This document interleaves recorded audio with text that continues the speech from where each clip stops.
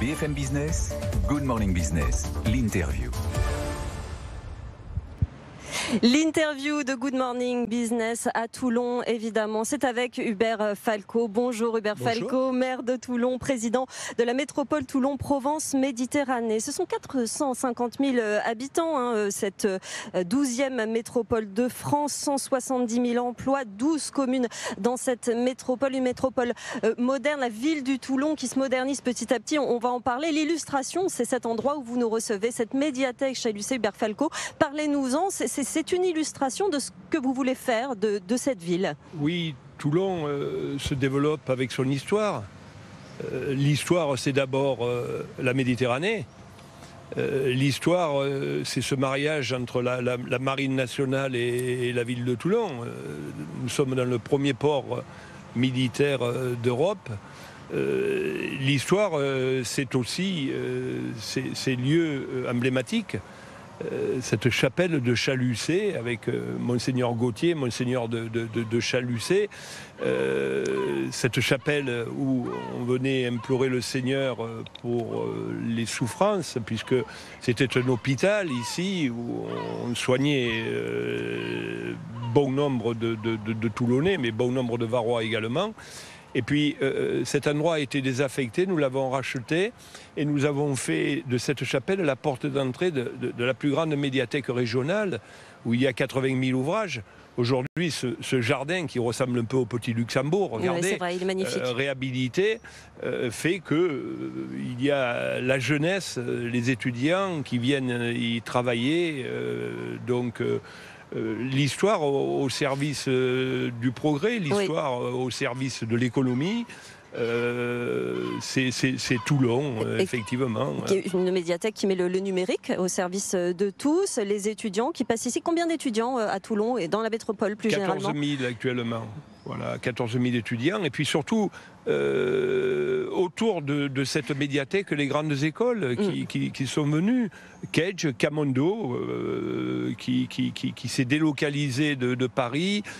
Alors au début, on se disait, ils se délocalisent, puis est-ce qu'ils vont rester ?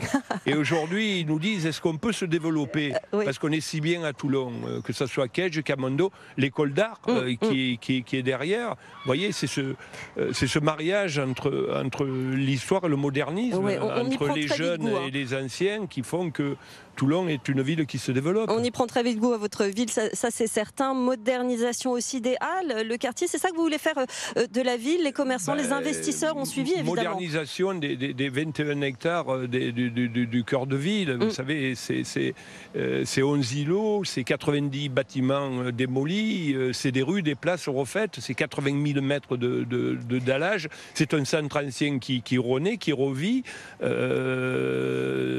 D'ailleurs, que je vous invite à visiter. Allez visiter la place de l'Équerre, la place Raspail, où il y a les halles.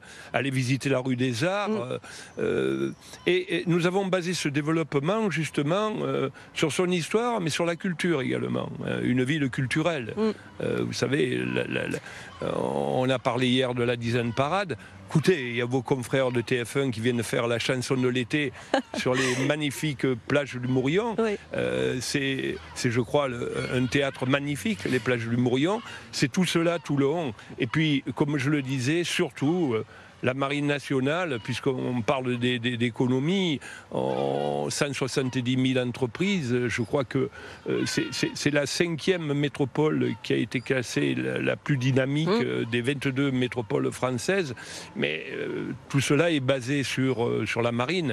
La marine, c'est les grandes entreprises, c'est Naval Group, c'est Ifremer, c'est Orange, et c'est bien d'autres grandes entreprises. C'est un technopole de la mer de 30 hectares qui a été construit à Olioul, 170 000 emplois, près de 70 000 entreprises également, et c'est le territoire de toute la région PACA qui crée le plus d'activité depuis 2013. Une économie ultra dynamique en somme, Hubert Falco. Cela attire du monde. Est-ce que vous avez la place? Est-ce que vous avez suffisamment de logements actuellement pour les accueillir? Où en êtes-vous de vos programmes immobiliers, effectivement, justement, puisque derrière nous, il y a la gare de Toulon qui accueille 5 millions de voyageurs par an. Nous sommes le Var, le premier département touristique de France. Oui. Donc, et Toulon est devenu une ville touristique également.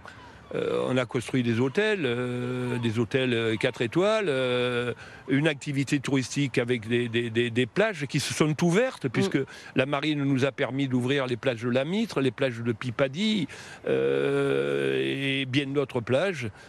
Toulon, ville touristique, oui, alors difficile à trouver de l'immobilier ou du foncier, pour une raison bien simple. Toulon est entre Faron et Méditerranée. Finalement, c'est une ville étroite.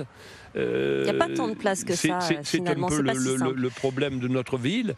Mais elle est comme elle est, et elle donne l'élan et l'exemple à tout le département. Elle est la capitale du Var. Alors c'est une ville, on l'a dit, qui attire énormément. Quand on est maire comme ça d'une telle ville si dynamique en termes de tourisme, en termes d'activité navale, on l'a dit évidemment, en termes d'activité économique, comment on prend le virage vert, qui est une des priorités du quinquennat, du nouveau quinquennat? Il y a un plan qui est en déroulement. Le virage vert, c'est ce magnifique parc Alexandre Ier, qui a été agrandi de 5000 m².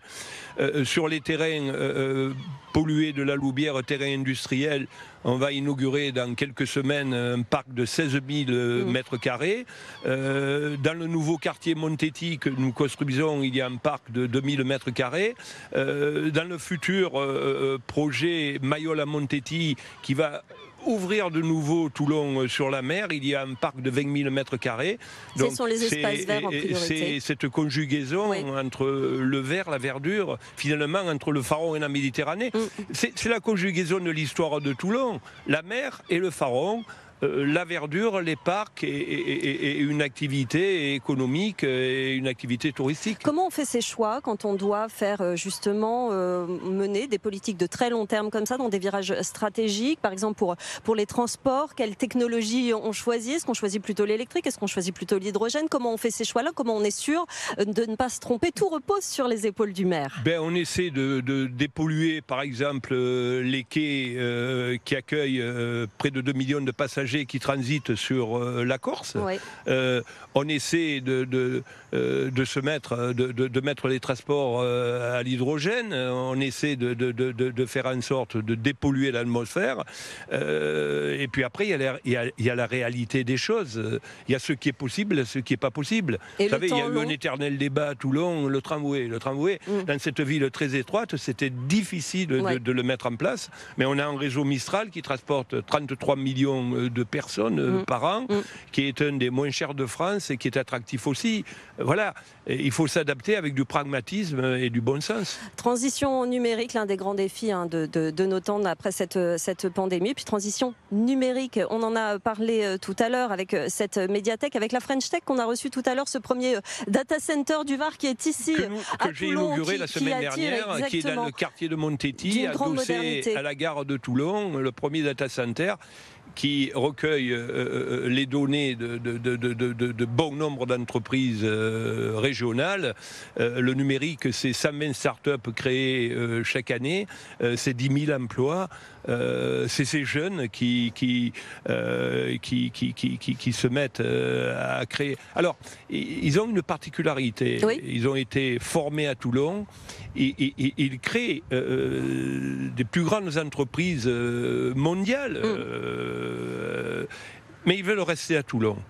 Parce que Toulon est leur racine. Et ça, pour moi, je suis très heureux. Ça n'a pas été simple. Vous savez, au début de démarrer le numérique, c'est l'hôtel du numérique que nous avons construit. On va construire à Montetti aussi l'Institut de formation au métier de la santé. C'est 2500 jeunes qui arrivent. Ici, dans ce quartier Chalucé, c'est 1500 étudiants qui sont arrivés.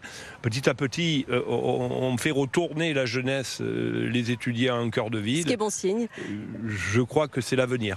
Les entreprises qui sont attirées évidemment par cette modernité que vous construisez au fil des années. Hubert Falco, aujourd'hui, les entreprises qui sont chez vous, quels sont leurs besoins? Sur quoi faut-il travailler pour les mois, les années qui viennent? On est dans une période pas forcément facile au niveau économique. Quelles sont leurs demandes? Vous savez, on est dans une période qui n'est pas facile. On vient de subir 24 mois de pandémie. Il y a la guerre en Ukraine, c'est-à-dire aux portes de l'Europe, avec ses conséquences sur les matières premières. Les prix, l'inflation, l'emploi. On a parlé de tourisme, les difficultés au tourisme à se développer parce qu'on va manquer de main, on va manquer de main-d'œuvre. Donc, c'est tout cela, les difficultés des entreprises. Oui. Après, je vous l'ai dit, il y a ce mariage marine national, le premier port militaire d'Europe. Il y a quand même les sous-marins nucléaires d'attaque, il y a le Charles de Gaulle, il y a de l'entretien. Et donc on essaie de s'adapter et de rester toujours humble et modeste. Je crois que d'avancer ensemble petit à petit selon les besoins, d'écouter, de dialoguer, vous l'avez dit, avancer ensemble. Oui. Vous savez, le développement il se base sur un mot qui est clair, c'est la confiance. Voilà.